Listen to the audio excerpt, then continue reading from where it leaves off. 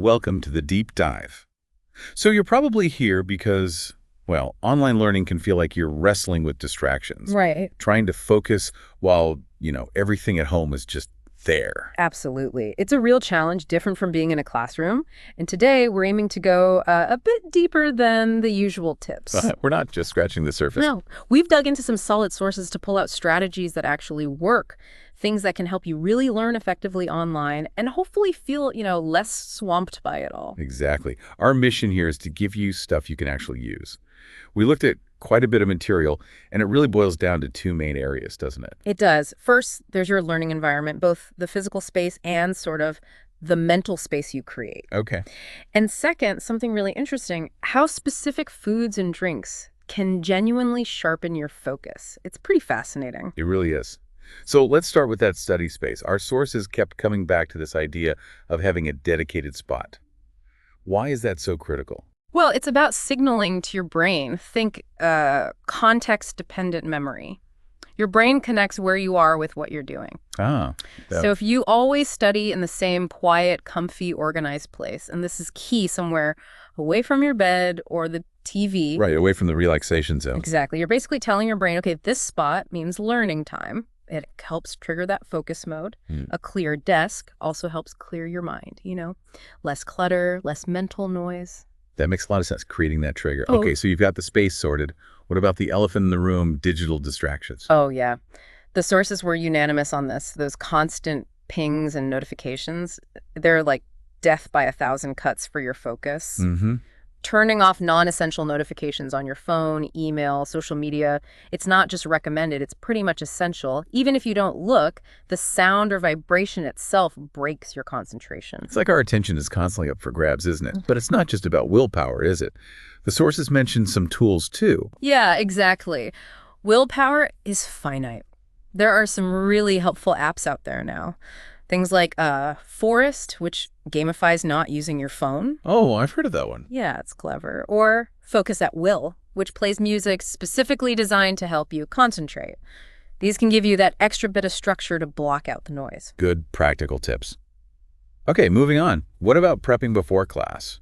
Seems like a little planning pays off. It absolutely does. Just glancing over the syllabus or any pre-reading gives you a heads up. You know what's coming, what to listen for. So you're not going in cold. Right? And it's also about the physical stuff. Get your notes, pens, books, whatever you need ready beforehand. Avoids that mid-class scramble. Exactly. Yeah. And maybe most importantly, check your tech. Computer working, internet stable, mic, okay.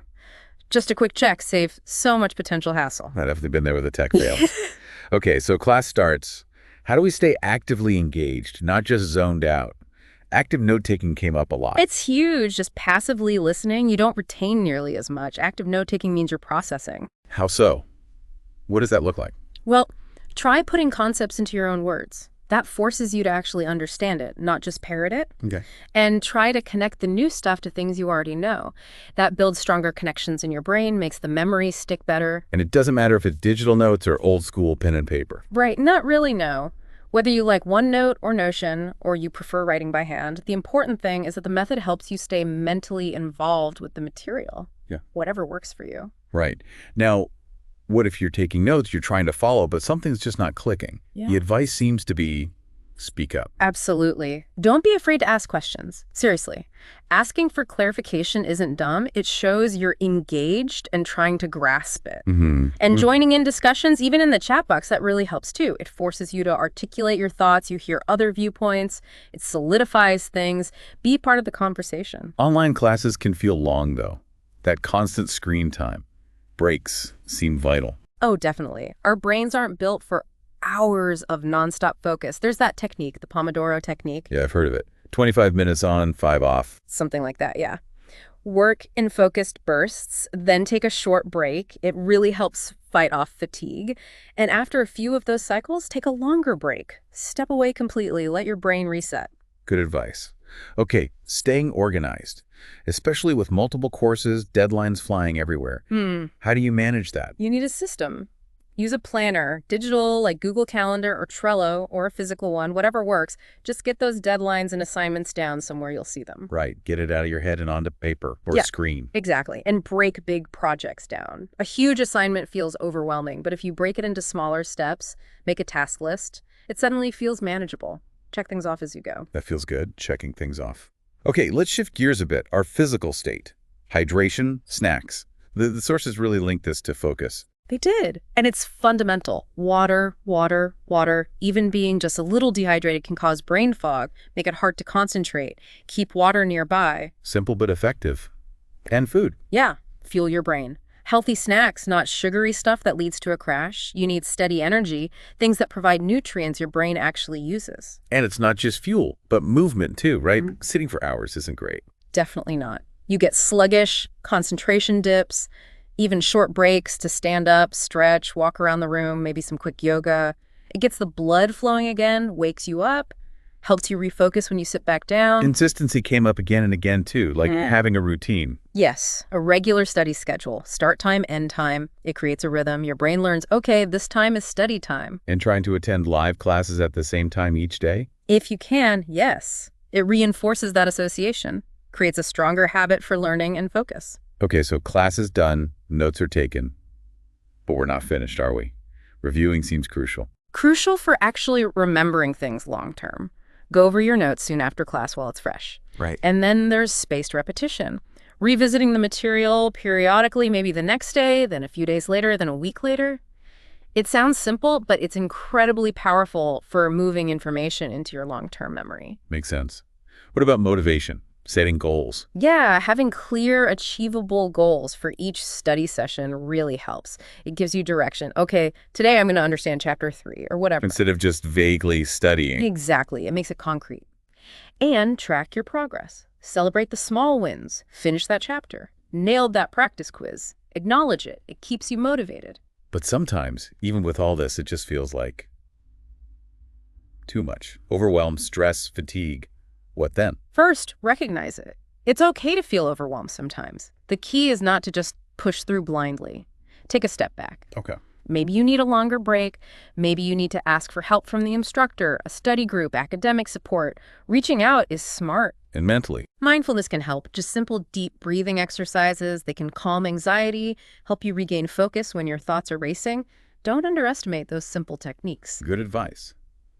Okay, now for the really fun part, food. Brain-boosting foods to eat before class. Oats were first on the list. Oats are great. High fiber, low glycemic index. That means slow, steady energy release, no sugar spike and crash. Plus, B vitamins for brain function. Nice. And blueberries. Always hear about those for brain health. Yep, packed with antioxidants, specifically flavonoids. Research links them to better memory, better cognitive function, easy to add to things too. True. What about nuts? Walnuts and almonds got specific mentions. Right. Walnuts are packed with omega-3s critical for brain health. Almonds have vitamin E, another important nutrient. And crucially, they provide sustained energy, unlike, say, a candy bar that gives you that quick rush, then leaves you feeling drained. Avoid the sugar crash. Got it. Eggs. Excellent choice. High in choline, super important for memory and even brain development. Plus, good quality protein for stable energy. Greek yogurt came up too. What's the angle there? Protein, again, and probiotics. There's a growing understanding of the gut-brain connection. A healthy gut can actually support better focus and mood, plus more B vitamins. Interesting. Avocados. Everyone loves avocado toast. And for good reason, cognitively speaking. Healthy monounsaturated fats, vitamin K, both support brain function and blood flow. Gives you that steady energy, too. Okay, and the one everyone hopes for, dark chocolate. Yes. But the key is dark chocolate, like 70% cocoa or higher, and moderation, obviously. Right, not the whole bar. Definitely not. But those flavonoids can boost blood flow to the brain, potentially improve performance. Plus, a little mood boost never hurts. And the sources suggested combining these, right? Like oatmeal with berries and nuts. Exactly. Or avocado toast with an egg, Greek yogurt with some almonds. Simple snacks that pack a real nutritional punch for your brain before you log on. Smart. Okay, so that's pre-class fuel. What about during class? What should we be sipping on? Water seems obvious, but essential. Absolutely essential. Can't say it enough. Dehydration equals brain fog. Yeah. Keep that water bottle filled and sip it often. It's maybe the easiest win for focus. Agreed. Green tea. It has caffeine, but something else too. It does. L-theanine. It's an amino acid that promotes relaxation without making you drowsy. It works with the caffeine for a kind of calm, sustained focus. Less jittery than coffee sometimes. Speaking of which, coffee. Coffee's fine. It definitely boosts alertness. But moderation is key. Maybe 1 or 2 cups max. Too much can lead to jitters and that awful post-caffeine crash, which kills focus. Good point. Matcha. That's like super-powered green tea, right? Pretty much. It's powdered green tea leaves, so you get a much more concentrated dose of antioxidants and that L-theanine. Great for that calm alertness we talked about. What about non-caffeinated options, herbal teas? Yeah, peppermint tea can actually be quite stimulating, help with alertness, and ginseng is often used for mental clarity. Good caffeine-free choices. And smoothies. A way to pack it all in. For sure. You can blend spinach, berries, flax seeds for omega-3s, maybe some protein powder. You get hydration, plus a ton of brain-supporting nutrients, antioxidants, vitamins. You could even add turmeric or ginger, which some research suggests have cognitive benefits. Wow, okay, so putting it all together, it's really a combination of things, isn't it? Setting up your space, managing distractions, engaging actively, taking care of yourself physically and mentally, and being smart about fuel. That's exactly it. It's not just one magic bullet. It's about building a supportive ecosystem for learning. By being intentional about your environment, your habits, and even your diet, you really can make a huge difference in how well you focus and learn online. Well, this has been incredibly helpful. We've covered a lot of ground, moving from the physical setup right down to what's in your mug. Hopefully this gives you, our listeners, some really concrete things to try. Hope so too. So here's a final thought to take away. For your very next online class or study session, just pick one thing, maybe 2. Try setting up that dedicated space finally, or swap your usual drink for green tea, or try that Pomodoro technique. Don't try to do everything at once, just experiment with one small change and actually notice. Does it make a difference for you? See what works. It's your learning journey, after all.